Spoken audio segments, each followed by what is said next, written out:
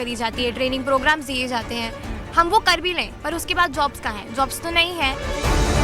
तो यूएस ने around $400 billion सिर्फ अपने एआई इंफ्रास्ट्रक्चर पे स्पेंड किया, बट अगर हम लोग इंडिया की बात करें तो इंडिया ने सिर्फ $20 बिलियन स्पेंड किया। ब्रह्मोस मिसाइल हमारी यूपी में बन रही है आज की डेट में। तो ऐसे करते करते अगर हम इंडिजनाइजेशन पर ध्यान दें, सेमीकंडक्टर बनाने पर ध्यान दें और एआई पे ध्यान दें तो हम जल्दी ही डेवलप्ड इकोनॉमी की श्रेणी में आ जाएंगे। इंडिया में इनोवेशन का थोड़ा इशू है। We see a business model जो यूएस में सक्सेसफुल है उसको कॉपी पेस्ट करके इंडिया में ले आते हैं। लैकिंग जहाँ हो रही है कि हमारे जो स्कूल करिकुलम है और स्पेशली जो गवर्नमेंट स्कूल का करिकुलम है उसमें कंप्यूटर तो पढ़ाया जाता है, बट रिसेंटली जो डेवलपमेंट हुए हैं उसके बारे में डिस्कशन नहीं होता। Upskilling is very important. AI में अपस्किलिंग, टेक में अपस्किलिंग। नमस्कार, बहुत स्वागत है आप सभी का। न्यूज़ 18 इंडिया देख रहे हैं आप। मैं हूं आपके साथ मोनिका ठाकुर। 1 फरवरी 2026, जी हां, निर्मला सीतारमण यानी कि देश की वित्त मंत्री एक बार फिर से देश का बजट पेश करने जा रही हैं। हर एक वर्ग को उम्मीदें हैं कि उनके पिटारे से उनके लिए कुछ ना कुछ तो इस बार ज़रूर आएगा। पिछले पिटारे में क्या कुछ रहा है, क्या युवाओं के लिए अच्छा किया गया है, महिलाओं के लिए किया गया है, डिफेंस के लिए किया गया है, आत्मनिर्भर भारत की ओर युवा किस तरीके से बढ़ रहा है, एजुकेशन को लेकर, एम्प्लॉयमेंट को लेकर, करियर को लेकर जो युवा हमेशा परेशान रहते हैं, उन्हीं के युवा की दिल की धड़कन समझने के लिए हम इस वक्त एमिटी के इस कैंपस में मौजूद हैं। यंगस्टर्स, जेनजीज हमारे साथ मौजूद हैं। उनके फोन्स में नोटिफिकेशन भी आ गया है अब बजट का, तो समझते हैं उनसे, जानते हैं। चलिए इन बच्चों से मिलते हैं और समझते हैं कि इस बार इनके मन में बजट को लेकर क्या कुछ है। आइए चलते हैं।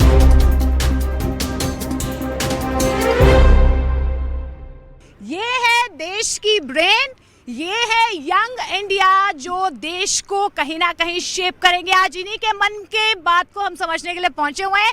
एक बार जोरदार तालियां। और जेनजी से समझने की कोशिश करेंगे कि आखिर उनके माइंड में बजट को लेकर क्या चल रहा है, कोई सवाल है या कोई उम्मीदें हैं। अच्छा, पिछली बार बहुत सारे वादे जरूर किए थे, लेकिन इस बार उनके पिटारे से क्या कुछ निकलेगा, आइए समझते हैं और बातचीत शुरू करते हैं। भारत के बजट ऑलमोस्ट 6,80,000 करोड़ था लास्ट ईयर, जिसमें almost 26,000 crore DRDO which was defence research and development पे स्पेंड किया था इंडिया ने।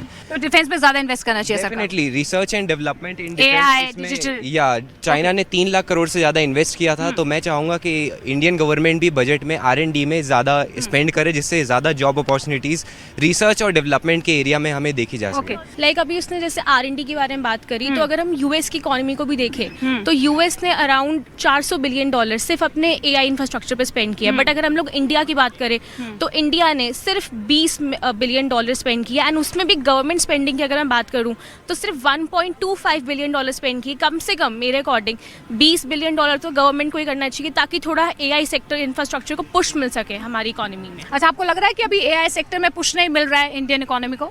नहीं, मेरा मानना है इसमें थोड़ा अलग रहेगा। अभी स्टार्टअप इंडिया के चलते और हमारे सेमीकंडक्टर्स में भी बहुत ध्यान दिया जा रहा है। ओके। इन्होंने DRDO की बहुत अच्छी बात रखी। मैं कहना चाहता हूँ ब्रह्मोस मिसाइल हमारी यूपी में बन रही है आज की डेट में।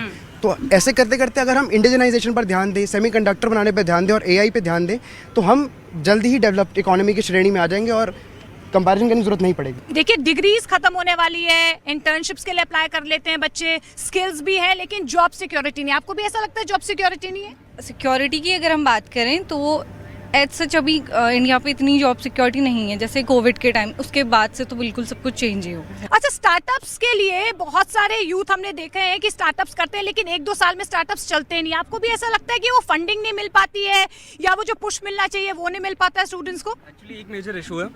इशू सिर्फ फंडिंग का नहीं है, इशू ये भी है कि इंडिया में इनोवेशन का थोड़ा इशू है। We see a business model जो यूएस में सक्सेसफुल है उसको कॉपी पेस्ट करके इंडिया में ले आते हैं। आप स्विगी देख लो, आप जोमेटो देख लो, आप कुछ भी देख लो, ओला देख लो, they all have been implemented in US 20-30 years ago, and उसी को कट पेस्ट करके we cannot always make it successful. There needs to be indigenous and more original ideas in India, जो थोड़े lacking है अभी। पिछले साल भी जब हमारा बजट आया था तो प्रधानमंत्री कौशल विकास योजना जो आई थी, अब ये है कि आपने शुरू कुछ बहुत अच्छा किया है, आप उसको इम्प्लीमेंट तो करिए। डिजिटल लाइब्रेरी की बात की जाती है, R&D की बात की जाती है, बजट एलोकेट भी किया जाता है, बट वो इम्प्लीमेंट होने में इतना टाइम लग जाता है कि आई गेस यहाँ का यूथ यही पूछेगा कि एआई पे आप काम कर रहे हो, बट वो रिजल्ट्स कब दिखने शुरू होंगे। तो इम्प्लीमेंटेशन तो बहुत ज़्यादा अच्छा, इम्पोर्टेंट एक पीएम इंटर्नशिप प्रोग्राम भी शुरू हुआ था। ये कहा गया था कि टॉप 500 कंपनीज में आपको इंटर्नशिप्स इजीली मिल जाएगी और उसके बाद स्टाइपेंड भी मिलेगा।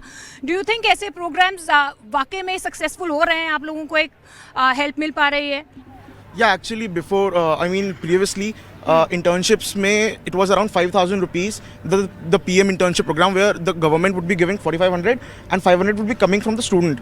I now believe that in today's, in the upcoming budget, it should be increased to a little more amount. Let's say before it was 5,000, it should be again now from 9 to 11,000. Skill building को upgrade करने के लिए बहुत सारे programme शुरू होते हैं। आपको लगता है कि वो जो स्किल्स की बात करते हैं वो इवेंचुअली आपको एक जॉब के लिए आप प्लान कर लेते हो, इजीली हो सकता है, होता है ऐसा?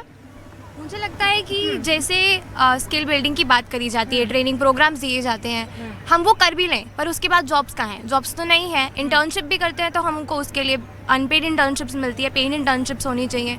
तो मेरे को ऐसा लगता है कि बजट ऐसे प्रिपेयर करा जाए कि स्टूडेंट्स को भी उसमें काफ़ी हेल्प हो जाए। आपको लगता है कि मेडिकल सीट्स बढ़ा दी गई हैं, आईआईटीज़ को एक्सपैंड कर लिया गया है? डू यू रियली थिंक कि ये भी हेल्प कर रहा है आपके फ्यूचर को बिल्ड करने के लिए? कोर्सेज बहुत सारे हैं यहाँ पे करने के लिए, but the employment rate are still low and as because हम देख रहे हैं कि इकोनॉमी के अंदर जो जीडीपी पर कैपिटा है वो भी लो है, इनकम बेसिस भी लो है। बट एजुकेशन इंडिया के अंदर बहुत अच्छी है, but the income has been the generation of employment is been low. Infrastructure की कमी है, जैसा होना चाहिए वैसा नहीं है। So for that, government has already introduced the Make in India program, which also promotes manufacturing for and also provide employment benefits to the youth. So I think government has done a lot of things. अच्छा, कौन से skills lack कर रहे हैं आप लोग? आपको क्या लगता है कि ऐसे कौन से स्किल्स हैं जो होने चाहिए और हायर एजुकेशन की अगर हम बात करते हैं तो वहीं से शुरू हो जाने चाहिए, खासतौर पर अगर एआई या डिजिटल इंडिया की अगर हम बात कर रहे हैं? तो आपको लगता है कि एआई और डिजिटल पर अगर हम फोकस कर रहे हैं तो उतना फोकस हो रहा है, और कहाँ पर हो रहा है, कहाँ लैक कर रहे हैं? मेरे को लगता है बेसिकली लैकिंग जहाँ हो रही है कि हमारे जो स्कूल करिकुलम है और स्पेशली जो गवर्नमेंट स्कूल का करिकुलम है उसमें कंप्यूटर तो पढ़ाया जाता है, बट रिसेंटली जो डेवलपमेंट हुए हैं उसके बारे में डिस्कशन नहीं होता। मुझे लगता है कि एआई और डिजिटल इंडिया का डिस्कशन स्कूल से स्टार्ट होना चाहिए, वही सबसे बड़ा इम्पैक्ट लाएगा। व्हाई डू यू थिंक कि अभी तक हम थ्योरेटिकल में ही इतना फोकस कर रहे हैं, प्रैक्टिकलिटी में आ नहीं पा रहे, या जो प्रैक्टिकल नॉलेज होनी चाहिए वो नहीं आ पा रही है? इसका सीधा सीधा आंसर यही है ma'am, because theoretical knowledge easy होती है, इम्पार्ट करना भी, समझना भी और उस पर काम करना भी। तो प्रैक्टिकल में जाने के लिए, इन डेप्थ नॉलेज लेने के लिए मेहनत टीचर को भी करनी पड़ेगी, स्टूडेंट को भी करनी आपको लगता है कि अब टीचर्स भी इस तरीके से अपग्रेड हो रहे हैं टेक्नोलॉजी बिल्कुल को लेकर? धीरे धीरे हो रहे हैं। जैसे सबने बोला, upskilling is very important, AI में अपस्किलिंग, टेक में अपस्किलिंग, पर क्योंकि वो थ्योरेटिकल बेसिस पे ही हो रही है, जो प्रैक्टिकल करता है वो बाहर चला जाता है। ट्राई यही करते हैं कि हाई पे जॉब्स के लिए लोग बाहर चले जाएं। अब डायनामिक ऐसे चेंज हो रहा है दुनिया का कि लोगों को इंडिया में रहना पड़ रहा है, इसलिए they are staying back, not because there are jobs या because there is opportunity in India. तो वो अपॉर्चुनिटी क्रिएट करने के लिए the government has to work. अच्छा, गवर्नमेंट हैज़ टू वर्क। तो आपको लगता है कि जो पिछली बार जो वादे किए थे वो अभी तक पूरे नहीं हुए हैं गवर्नमेंट की तरफ से? मैम, वादे मतलब इंफ्रास्ट्रक्चर्स पे बात की गई थी लास्ट ईयर के बजट पे, और उस पे काम किया गया है, और हम एक्सपेक्ट वही डिजिटल इंडियाज़ पे करते हैं कि वो थोड़ा और ट्रांसफॉर्म करें हमारी स्किल्स को, क्योंकि ले ऑफ्स भी इतने ज़्यादा हो रहे हैं क्योंकि वो स्किल्स गैप की वजह से ही हो रहे हैं। आपने देखा भी होगा कि गवर्नमेंट की तरफ से एक क्रिएटर्स प्रोग्राम भी लॉन्च किया गया है। डू यू रियली थिंक कि आज का जेन ज़ी सिर्फ एक क्रिएटर बन के रहना चाहता है, वहीं से एक एम्प्लॉयमेंट जनरेट करना चाहता है, या उससे बेटर करना चाहता है? What do you have to say on that? Ma'am, I personally feel like कि आज का जेनजी सोशल मीडिया से ज़्यादा इन्फ्लुएंस्ड है, वो चाह रहा है कि ये सब उसे मिले, बट अगर जैसे हमने अभी Tier 2, Tier 3 सिटीज़ की बात की, वहाँ पे ये सब नहीं है, वहाँ पे इतनी नॉलेज नहीं है about being a creator, being like using AI as your professional skills and all. तो अभी हमें पहले वो गैप पूरा करना चाहिए, फिर हम, क्योंकि अभी ये सवाल सिर्फ Tier 1 जेनजीज़ के लिए एप्लीकेबल हो सकता है, but on a broader prospect हमारा बाकी का देश Tier 2 सिटीज़, Tier 3 सिटीज़, वो ज़्यादा पॉपुलेटेड है as we talk about the proportion ratio. तो पहले वो गैप पूरा होना चाहिए, फिर हमें मे बी ये सवाल पे ज़्यादा फोकस करना चाहिए कि is that an upcoming opportunity और not. As you mentioned about the fact कि बच्चे क्या सिर्फ क्रिएटर बनना चाहते हैं, बट जैसे हमारा पोर्टफोलियो सिस्टम होता है उसमें एक बास्केट होता है, हम अलग अलग चीज़ें डालते हैं. So the same thing, creator is one of that thing in that basket. और भी अपॉर्चुनिटीज़ हैं अपस्किल करने के लिए. टायर 2 और tyre 3, I totally agree with what she said कि वहाँ तक अभी ये इस तरीके के कॉन्सेप्ट्स बहुत नहीं पहुँचे हैं. पहुँचे भी हैं तो बहुत लिमिटेड अमाउंट में है. एंड आई थिंक कि जैसे गिग इकॉनमी है, तो हमारे कुछ मिनिस्टर्स ने भी ये चीज़ पॉइंट आउट की कि क्या पूरा फोकस इसी चीज़ पे है कि जोमेटो स्विगी इसी 10 मिनट्स डिलीवरी पे रह जाएगा. सो एक्चुअली नहीं, बिकॉज अपॉर्चुनिटीज़ वही सामने दिखती हैं, इमीडिएटली उनको ग्रैब किया जाता है. बट आगे चल के अगर उनको बेटर प्लेटफॉर्म्स मिले, बेटर एजुकेशन मिले, बेटर अपस्केलिंग मिले, बेटर अपॉर्चुनिटीज़ मिले, why would not somebody would like to take that opportunity. So वो एक फैक्टर है कि अपॉर्चुनिटीज़ मिलेंगी तो लोग लेंगे, बिल्कुल लेंगे. एक चेंज जो इस बार आप बजट में देखना चाहते हैं, फटाफट से जेंजीज क्या देखना चाह रहे हैं? मुझे ये देखना है कि एजुकेशन इंफ्रास्ट्रक्चर टियर 1 सिटीज़ के अलावा टियर 2 और टियर 3 तक भी ले जाया जाए. एजुकेशन पे फोकस हो, इन्वेस्टमेंट हो, इन्वेस्टमेंट हो. आप स्वयं पोर्टल पे भारतीय सरकार सालाना 450 से 600 करोड़ खर्च करती है. मैं चाहता हूँ कि ये बजट को थोड़ा इंक्रीज़ किया जाए जिससे हम लोग को और क्वालिटी एजुकेशन मिल सके. मैं कहूँगी कि एआई पे और फोकस होना चाहिए, साथ में क्वालिटी एआई पे फोकस होना चाहिए. मैं कहूँगी R&D पे और भी ज़्यादा फोकस होना चाहिए और हमें अपनी इकॉनमी को और ज़्यादा स्ट्रॉन्ग बनाना चाहिए. हमारे सेमीकंडक्टर मिशन पे ज़्यादा फोकस होना चाहिए ताकि हमारी मैन्युफैक्चरिंग और बेटर हो जाए. आज हमने जेंजी के मन की बात समझने की कोशिश की है कि इस बार उनके मन में बजट को लेकर क्या कुछ है. आप देखते रहिए न्यूज़ 18 इंडिया. नमस्कार.